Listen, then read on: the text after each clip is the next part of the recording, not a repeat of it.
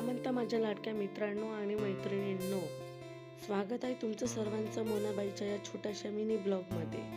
आज मला कॉलेजमध्ये जायला झालाय खूप उशीर। मग माझ्या भावाला सोडून मागितलं मी कॉलेजला आणि हे त्यांच्या गावचं भोलेनाथाचं मंदिर जे की खूप सुंदर आहे। कॉलेजमध्ये गेल्यानंतर बघतो तर काय सगळा सांसून, कारण पेपर चालू झाला होता, पण तुमच्या मोनाबाईचा ब्लॉग बनवणं कधी बंद नाही होणार। किती भी लेट झालं तरी चालेल।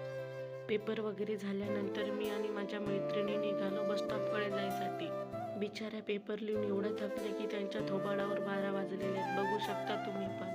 खरंच सांगू का तुम्हाला, मी कधीच कोणाची एवढी वाट नाही बघितली तेवढी मी तिची वाट बघत आहे, पण ती अजूनही येईना। ती कोणती मुलगी नसून ती आहे लालपरी, जे की मी 2 तासापासून तिची वाट बघत आहे। आमच्या वावरातल्या तुऱ्यांनी अजून बार यायचा आहे आणि ही आजीबाई तर मस्त शेंगा विकायला मांडली आहे। बसची वाट बघत एवढी कंटाळलो का मी शेवटी ती बस आलीच। आखिरकार वो आ ही गई जिसकी मैं राह देख रही थी मेरी लाल परी।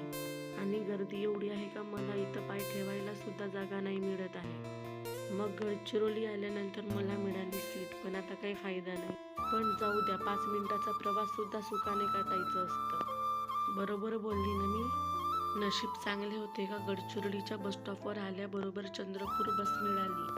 मग कनेरीच्या बस स्टॉपवर उतरल्यानंतर आमचा दादू भाऊ आला आम्हाला घ्यायसाठी।